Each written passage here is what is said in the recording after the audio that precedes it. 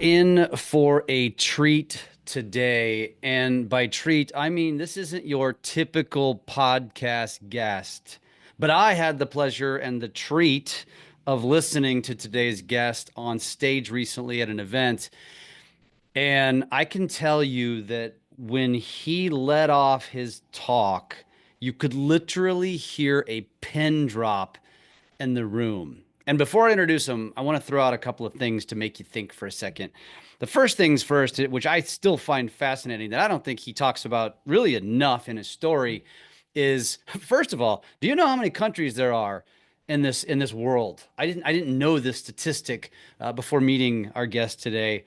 And did you know how many people have traveled to all of those countries in the world? Again, something I learned about after listening to him speak. And a part of said travels, he had this little incident.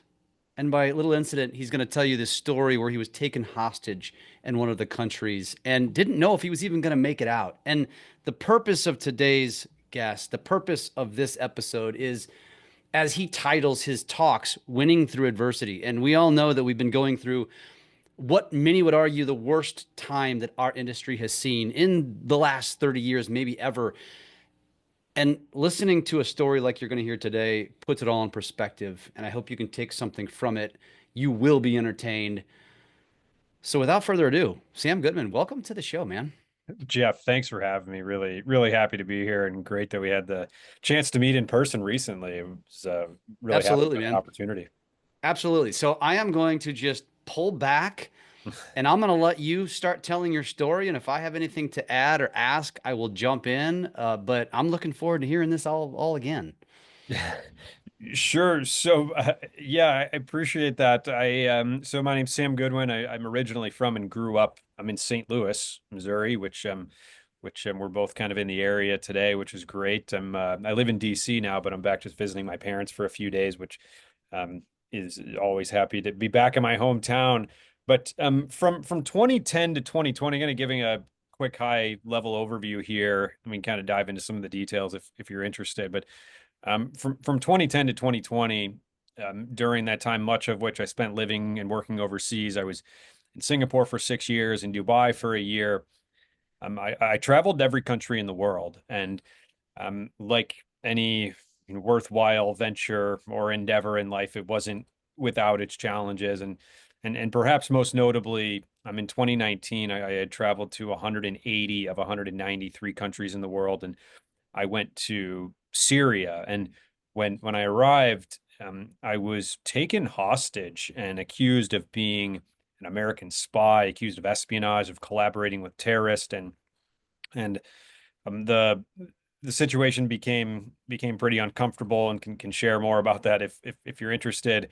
But in thank God, thanks to a long list of people who worked tirelessly, I was released. And in the wake of that, as you were kind of talking about perspective, it puts so much into perspective, and I've really been trying to reflect on things that I learned, things that I think can be helpful to others today. It's not so much about kind of the drama or the details of what happened to me, which I can share, but it's where a lot of my time is today is trying to focus on what can be helpful to others. And I don't feel so much survivor's guilt as I feel what I would characterize as survivor's responsibility. I'm really looking for ways to pay that forward. And so today I just recently we met because I was invited to speak at an event, and I'm grateful to say I'm doing quite a bit of that today, being asked to share some of the stories and the messages around it. And so that brought us together, and that's where a lot of my time is today.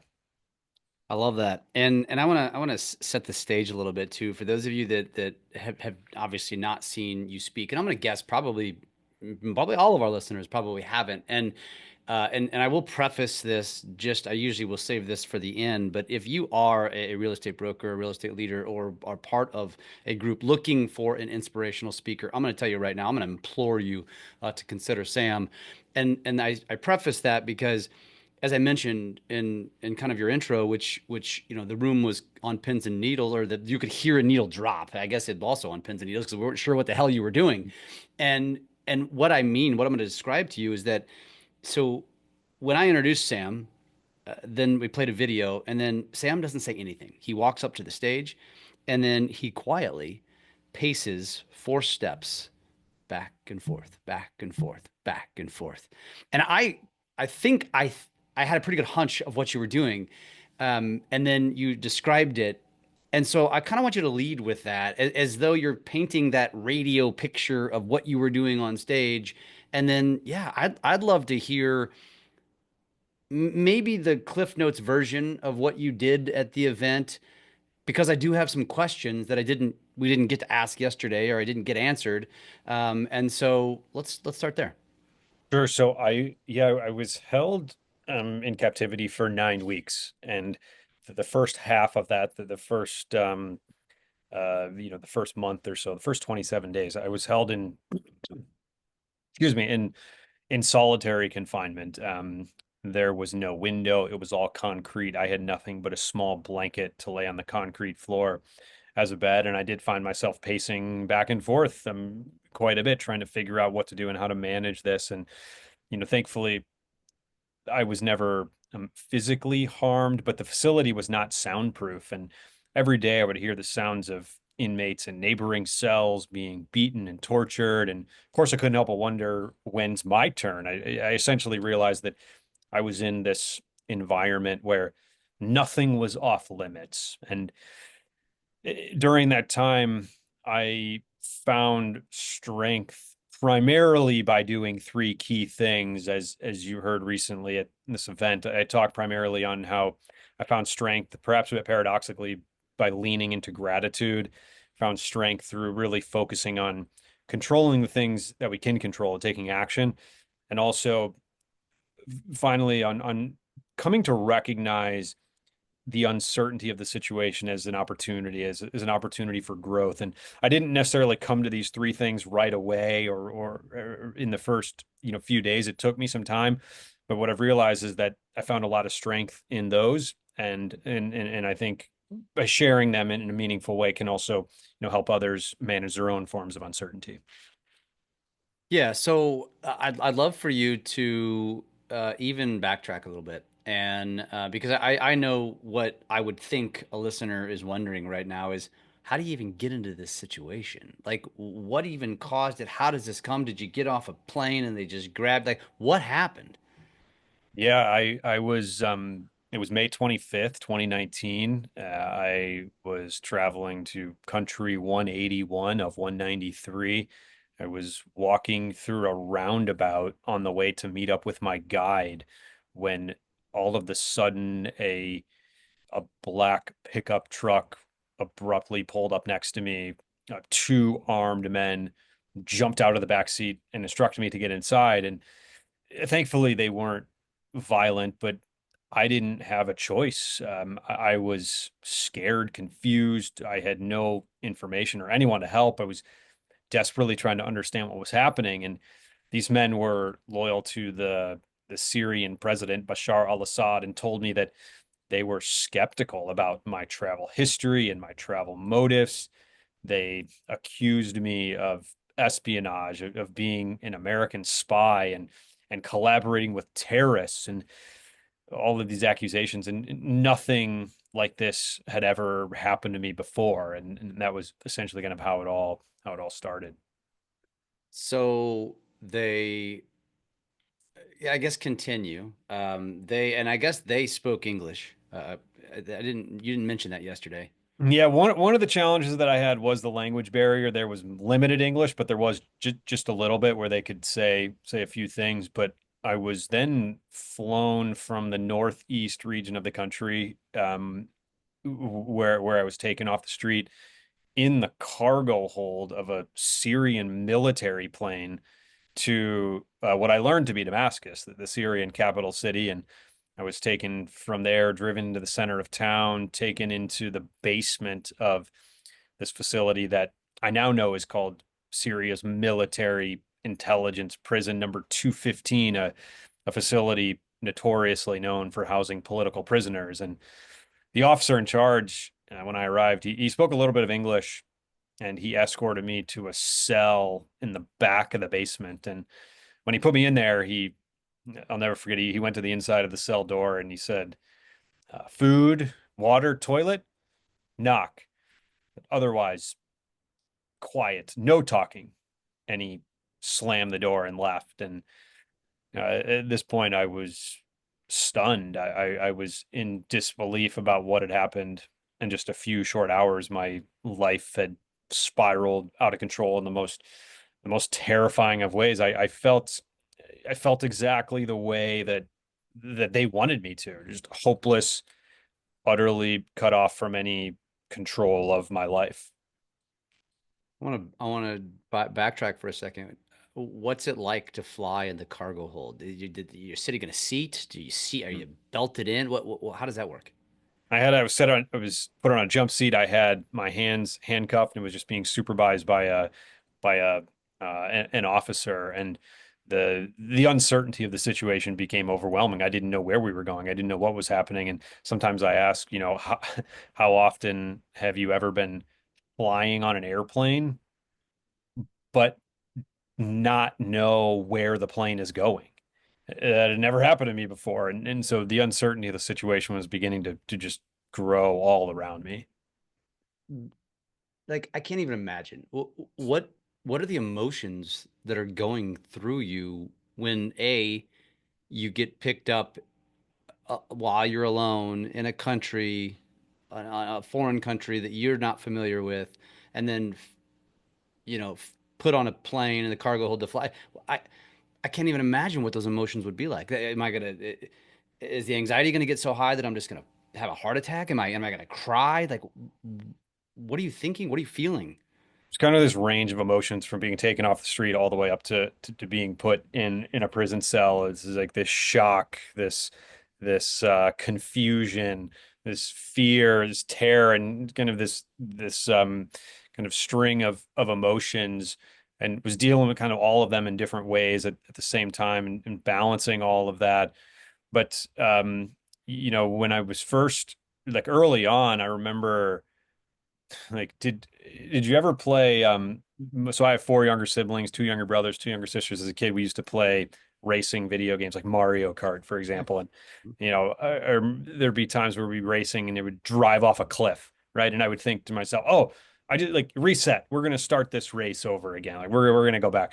And I remember being put in that cell and thinking, like, I just drove off a cliff. Like, I need to reset. Let me go back a couple hours to this roundabout. Like, I need to start over. And I realized that it wasn't a game. It was real. And so dealing with these like old memories, and half the time I was expecting like Ashton Kutcher to swing open the cell door and say, "You got punked," right? Like, you can't even believe that this is real. I mean, this is a facility that's made for like the worst criminals, like terrorists, the worst people in the world. And like, I was in there somehow being accused of being some kind of threat to their national security. So of course, reflecting back today, just so grateful that things ended peacefully. But all of these different, emotions and thoughts were going through my head.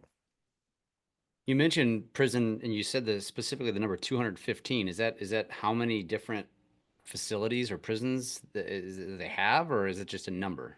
Yeah, I'm not sure what the significance of the number is, but that one is particularly known for all kinds of human rights abuses and so forth. Not just foreigners, in other words. Not just foreigners, locals as well. Yeah. Yeah. Yeah. Now, you also mentioned the old, food, water, toilet, knock. But you'd mentioned that there was like a hole in your cell that I guess was supposed to work as a toilet. So explain that, or how does that work? I mean, and I'm imagining you're not hungry at the moment, but at some point you got hungry, so you just knock on the cell door and they bring you food, or there was, how? Yeah, I had to request to go to the bathroom, and I would bang on the door and was usually allowed to. And the bathroom was just, yeah, as you mentioned, as I referenced in my presentation, just this small hole in the concrete floor, a few steps outside the cell door. So that became the bathroom. And then, yeah, the food was essentially just bread and boiled potatoes and water. Occasionally I got cucumber and a couple tomatoes. I came out of captivity down like about 12 or 15 pounds, and just as a result of that very simple, basic, low calorie diet. How is that? Because and I know you haven't mentioned this yet, but you were in well, you were in this sort of captivity, so the isolation for roughly 30 days, For 27 days. Yeah. 27 days. So Yeah. you're eating that. What's that like? And how many times a day are you eating it? I was getting a, I was usually getting like two meals ish a day, and it was essentially just enough to survive and exist. And it was a very kind of simple, basic, low calorie prison diet, but that was all that I had, and that was the all I had access to. Do you have a distaste or hatred for bread and boiled potatoes now? Um, thankfully, a lot of that stuff I've kind of worked through, and I feel very kind of healthy mentally and physically today. But yeah, there was a little bit of that when I came home, and just been surrounded by good people, try to work through those things. I probably should save this question for later, but I'm going to ask it now since we're on the topic. What was the first American meal that you had when you got home? You know what? So interestingly, I about 3 days after I came home, speaking of food here, I ended up in the emergency room. And I came home and I kind of went crazy with the food. I mean, to answer your question, I think the first thing I ate was a Chipotle burrito. It was like, then like double cheeseburgers and ice cream and all this stuff. And kind of went a little crazy with that. And my stomach became uh essentially it had adapted to this prison diet and had sort of become unfamiliar with how to process this kind of Western diet. And so I ended up in the emergency room and, thankfully I was able to get sorted out relatively easily. But uh, it does make me wonder about people who are held much longer, sometimes for years, and what their reintegration might look like after a situation like that. So I wish somebody would have just told me, like, hey, just ease into it when you come back, right? And it would have saved me that situation. But um, I'm pretty sure it was a Chipotle burrito. That's funny. That's Yeah. that's that's actually a really good promotion there for Chipotle Yeah, right yeah. there. And I'll just quickly mention, so like, these I'm sharing some of these details here. I recently published a book. It's called Saving Sam, and maybe we'll talk about that. But it includes, a lot of these details goes into to detail on some of these things. Not only like the drama of things that happen, but what I think we learned and what can be helpful to others today. So if anyone's interested in that, it's called Saving Sam, and it's available everywhere books are sold. I love it. I love it. Yeah, that's I'm glad you brought that up and I was planning on it. So, all right, let's continue forward. So we mentioned that you were in this facility for 27 days. What happened after the 27 days? I was then taken out of solitary confinement. I was driven across town to the outskirts of the city, taken to another facility called Adra, which is more of like a general population facility. And I was put in a cell with about 40 other men. And I remained here A for cell. I mean, when I think of a cell, I think of a 10 by 10 room Yeah, it was bigger than that. It was more of they had like it was kind of like how I've seen like an army barracks. There were bunk beds down both sides with a kind of an aisle in the middle, and there were about 40 of us in there, and we stayed there for another month. And during this time, the other inmates um became friends. We cooked and shared food together. They taught me Arabic. I taught them English. One of them even smuggled this note out of the prison on my behalf. This note that successfully navigated a game of geopolitical telephone and made it to my father in St. Louis and served as the first time I managed to communicate that I was alive. And so these men, it really risked their life to help save mine, and were this remarkable display of humanity. And they reinforced some of the most significant things that I had learned through my travels. I mean, for example, I always say we should never judge people by the actions of their government. I've learned that people who have the least often give the most, something that I found to be true in all corners of the world. And So that's kind of in a nutshell what happened in that second month in more of a general population setting. Was it almost like an apartment? Did it have a bathroom and a kitchen and things like that? Apartment is a generous word, but it did have a little bit nicer hole in the floor, I guess. But it was unquestionably an upgrade from solitary confinement, but it had its own challenges from like there's no privacy and you're dealing with all these different personalities and people. So um, definitely an upgrade, but still working through quite a few things. So you're now there for 30 days, and as you mentioned, you gained some friendships and relationships, and you taught them English, they taught you their language. Did the majority of them speak English? Only a few of them did, Oh, and really? those were the ones that I kind of gravitated to, of course. But really incredible people. And I think one of the sort of challenges that I think I have a little bit with my presentation, my message, is that it's just the way that I portray the country of Syria, because this is a place that's so culturally, historically, religiously significant. It's the cradle of civilization. It's mentioned more than 300 times in the Bible. And in my experience through my travels, some of the best hospitality I've experienced anywhere in the world was across the Middle East.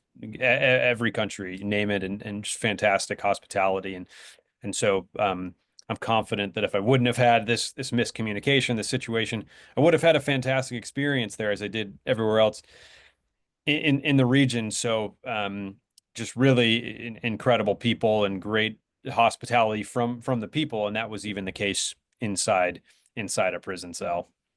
Was there any arguments, fights, that kind of stuff? And I would feel like that's inevitable. Yeah, you know what? So I didn't experience any of those. This place where I was at was apparently this huge facility, and I was told that in other parts of the facility there were some things like that that happened while I was there. I didn't experience that where I was at that time. Interesting. All right. So now you mentioned this note, which you go into greater detail when you speak about it, and the whole laundry thing, and we'll keep that for them to read the book or hire you to come speak. But um, it's a really fascinating story about how you really got incredibly lucky uh, to get out. Can you share how that went down? Sure. So, one of the most overwhelming things for me when I was released was learning about all of the people who were involved on the outside while I was trapped on the inside, none of which I knew anything about at the time. And so the news of my disappearance was essentially learned through me going dark. I was always very good about keeping in touch, especially if I was traveling into more of an unstable place. And I had communicated that I was going to be in Syria for just a few days. And when that time passed and people weren't hearing from me, they began to worry. My father works in civil engineering. My mother is a registered nurse turned educator. Both of them are they're smart people and have had relative success in their respective professional fields, but they're an average family from middle America. They had no idea what to do when their son went missing in the Middle East. But thankfully, they began to act and they reached the FBI field office in St. Louis, which pretty quickly escalated some of the highest levels of the US government in Washington. But throughout my captivity, my family had kind of a roller coaster experience with the US government. But early on, the government communicated two key things to my family. The first, they said, we strongly recommend that you keep this out of the news. Keep all of the communication very tight. Don't let the press get a hold of this because if they do, and Sam's captors, depending on who they are, which was still unknown at the time, feel that type of pressure, they might just kill him. The second thing they said was you should really manage your expectations. We have no diplomatic or economic ties with Damascus. There may not be a whole lot we can do here to help. Hmm. So then 3 weeks later, Let, my let- let me younger stop you before sister, you get to that part of the yep, story. Um, And this is all just based on assumptions. We haven't heard from him. He must have been taken hostage. Essentially, I just went dark. Yeah, they didn't have anything concrete more than that. So I can't even imagine what the FBI field office, for example, even like I'm sure they get a lot of false alarm stuff, and they're probably thinking, you know what, your son probably fell in love with somebody and forgot to Mhm. message you. You know, Yeah, my parents tell the story of their first few meetings. It was almost like the FBI interviewing them, trying to figure out who I was and did I get radicalized or fall in love or whatever it was. So there were some, and that's all in the book as well, that dynamic. But you're right about that. Yeah, wow. Okay, all right, yeah, carry forward. yeah, sure. So about 3 weeks later, my younger sister Stephanie, who was 25 years old at the time, living in Nashville. She particularly became entirely overwhelmed with everything that was happening, and she decided that she needed to call someone and talk to them about this and just blow off some steam, which was against the recommendation of the U.S. government of keeping all of the communication very tight. So she decided that she was going to call her former college roommate who was coincidentally also named Stephanie. So there's this phone call between the Stephanies, and as the story goes, it's say, "How you doing?" And my Steph says, "Well, actually, things aren't very good." And she goes on to explain, "My brother has been missing for weeks. We're working with all of these agencies and officials. Nobody's been able to help. We're really scared." And roommate Steph is, of course, shocked to hear something like this, but she says all the right things, offers her full support. And at the end of the call, as the story goes, roommate Steph says, "Hey, if there's anything I can do, just let me know." And my Steph responds almost jokingly or sarcastically. She says, "Honestly, unless you know someone who knows Assad, the Syrian president, please just pray." And I guess this kind of light bulb went off, and roommate Steph responded and said, "Wait, let me call you back."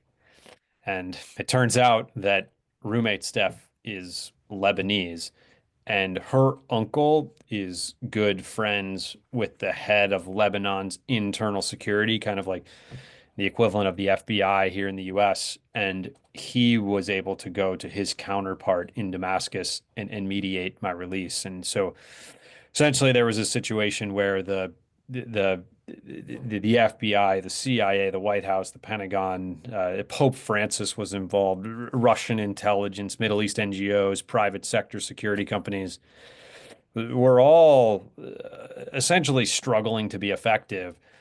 But then my sister's college roommate comes along and is able to identify a path to get an American hostage released from captivity in the Middle East. So that's kind of how that happened, and just feel so grateful for everything that took place for the situation to end peacefully. Is that Stephanie on your Christmas card list now?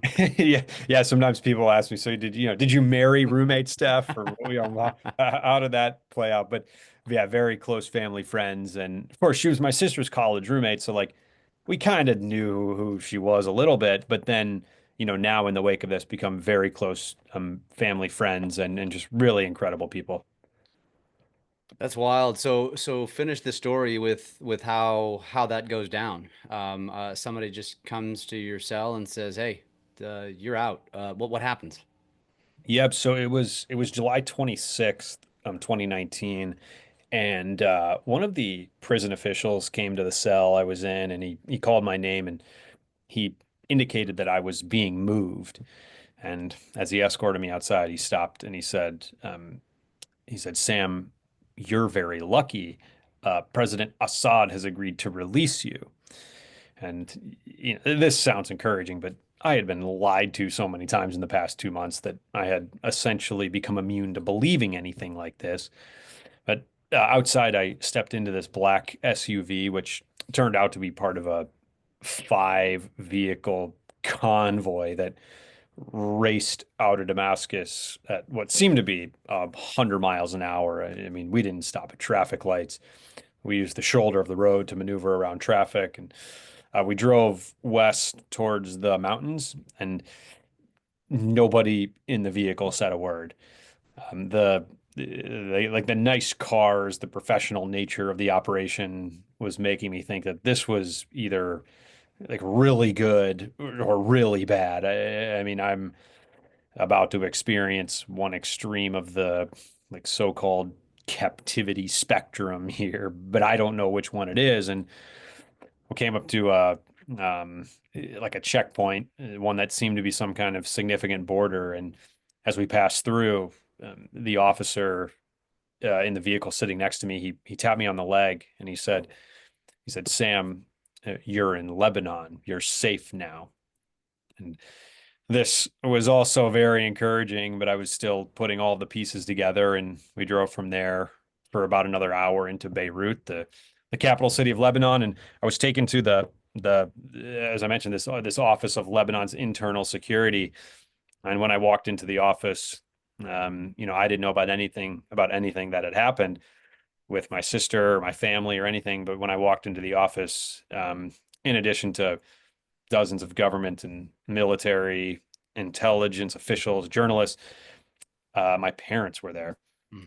and culminating this moment that was just indescribably emotional and one that many people thought would never happen. And it just for me it was just this breathtaking display of God answering prayers and put so much into perspective.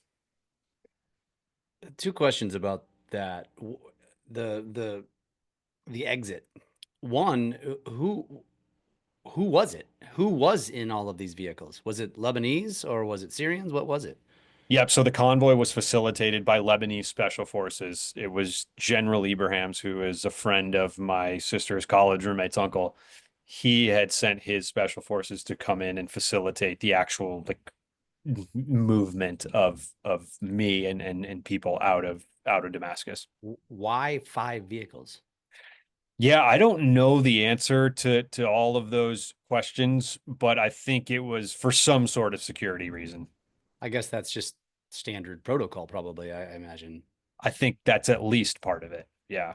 And then the same, I guess you probably don't have the answer to the question, like, why are you running through stoplights? Why are you going on the shoulder? Why? Right. Yeah, it's a good question. I don't know why that was necessary or what was all happening, but that was how it went, and I guess they were in a hurry to just get back for some reason, I some sort of mission or My guess is if they stop, you just increase the likelihood that some, for lack of a better term, gang. something could happen. Yeah. Yeah. Wow. Obviously, they have experience. I mean, that sounds like what you literally watch in movies.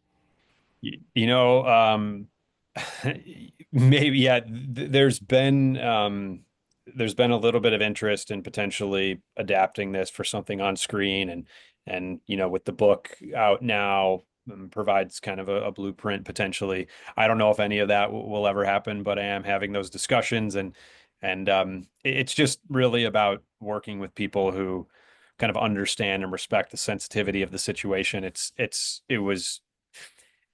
challenging for myself and my family to like view this through like an entertainment lens because that's not what it was. It was truly life or death. So, if there is an opportunity to, like with the book, an opportunity to share further in a way that we think can help other people or inspire other people, we're open to having those discussions and doing it. And maybe that will come together, but a lot of different variables to consider. Yeah. Well, and as you mentioned, as you said, it's you use the word, it's your responsibility now, and so that obviously takes us to the next part of the conversation, which I actually, before we get to that, I think it's important for our listener who does this might be the first time they've ever heard of you to understand. Okay, first of all, you can't do this kind of thing if you're probably married, if you have kids. You probably just don't up and go travel to 193 countries from St. Louis, Missouri, which is not exactly a very what I would consider diverse American city necessarily. Um, and yet you did all this. Now I know the backstory. You were in tech, right? And you were working over in Dubai or something like that. Maybe give a little context about all of that before we get onto the meat and potatoes. Yeah, sure. So there are some people who have traveled every country and are married and have kids. I did this several years ago. This was mostly like in my 20s, and living and working overseas was an advantage to doing something like this. I mean, I was based in Singapore for 6 years. It's the heart of Southeast Asia. I had a little bit of flexibility in my work schedule. Had the world's best airport in my backyard, and I just took advantage of the opportunity to explore as much of the region and beyond as possible on weekends, holidays, time away from work. And so that was where a lot of this started throughout almost my entire travel journey. I was working full time and just doing the best I could with weekends and holidays. So that was how a lot of it started. Fascinating, man. It's absolutely fascinating. I mean, I travel for a fair amount, Sure. maybe 2 or 3 times a month, and I know the strain that it can put on relationships. It's challenging, and so that was one of my first thoughts. I'm like, damn, like that's insane. Also a little jealous, other than the Syrian part, but um, it's cool. It's well, just that in and of itself is a cool story. I'm one of like 100 people to ever have stepped foot in all 193 countries. In fact, Sam, I bet you know this. If you go out and interview 1,000 people and ask them, "Do you know how many countries there are in the world?" Which I did poll the audience at the event we were at, and not one person knew the answer. I think I did hear you say that. Yeah. Yeah, it's Yeah. wild, man. Yeah. No, I just feel so like fortunate for the experiences and perspectives and been surrounded by a lot of good people and it's been a great journey and went in a few different ways, a few different directions that I never could have expected, but I just feel really fortunate. So now you do keynotes, you talk about this stuff, winning through uncertainty. And obviously you do this to a lot of different industries, but surely by now you're very aware and familiar with the economic status of the real estate industry and the struggles that really it's been going through, and the digression really that the industry's had both in real estate and in mortgage, where a lot of people have just fled the industry effectively because they can't survive. And so it's arguably a very depressing place for a lot of professionals.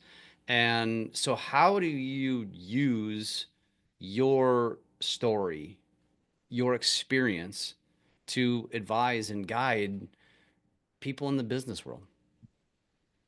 So my presentations are narrative driven and include all the dramatic elements of my stories, but also weave in and conclude with key principles that I think we can all implement into our own lives.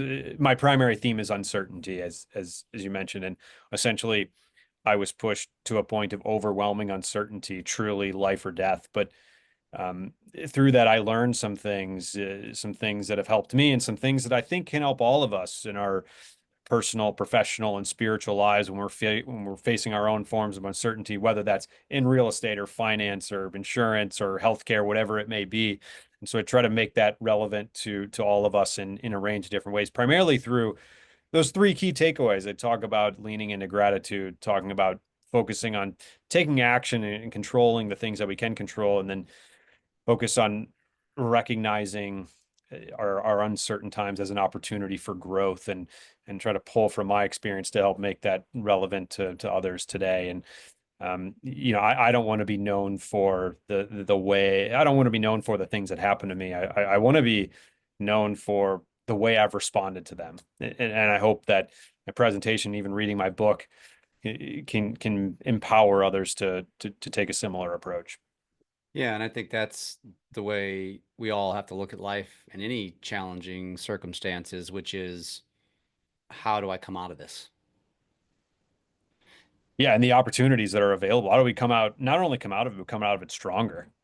Yeah. Yeah. And the truth is, there are many professionals still having successful years, still not just surviving, but thriving, and some having their best years. It's just not like it was. In fact, I had some conversations at that event with some of the guys that were there, guys and gals, and who said, I got into the business in 2019 or 2020. And you may or may not know this, but 2020 and 2021 were like you literally just had to have a pulse to be able to have success in the industry. And for some people, success levels that almost unheard of. They'll never probably face or feel again. But to many, it was like, wow, this is what this is. Holy crap, this is easy. And then now, over the last probably 2 to 3 years, it's literally flipped upside down, and it's survival for many. And so, what would be that piece of advice if let's just say Stephanie is a real estate agent now, and she's like, "Damn, brother," like, or the other Stephanie, and just like, uh, I'm sitting here feeling sorry for myself, and then I think about you, and I'm like, "What the hell's wrong with me?" And so, what would be your advice to somebody who's in that place?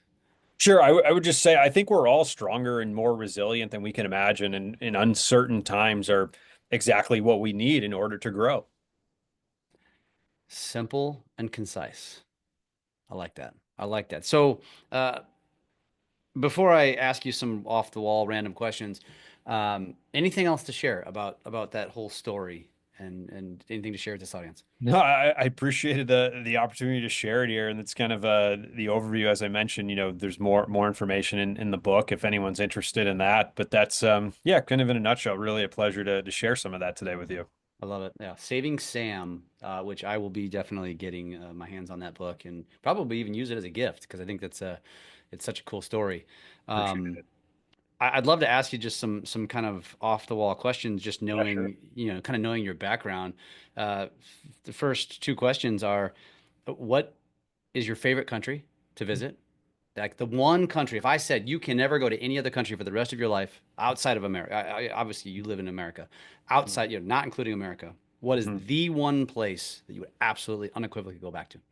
After the US, I would say New Zealand. I think it's the most naturally beautiful place in the world, and it's worth every second of travel required to get to its corner of the world.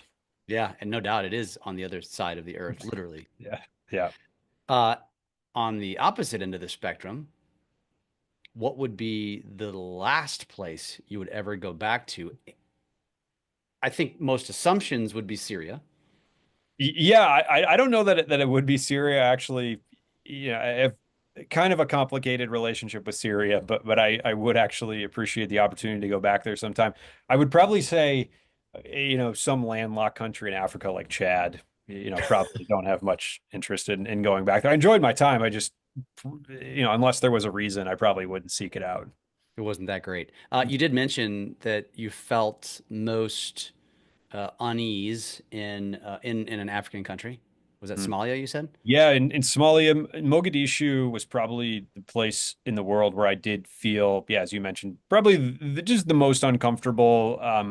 Somalia is the only country in the world that doesn't have a central form of government, so there's quite a bit of opportunities to improve things there. Still, though, incredible people and food and all that. Just felt uncomfortable with some of the dynamics there.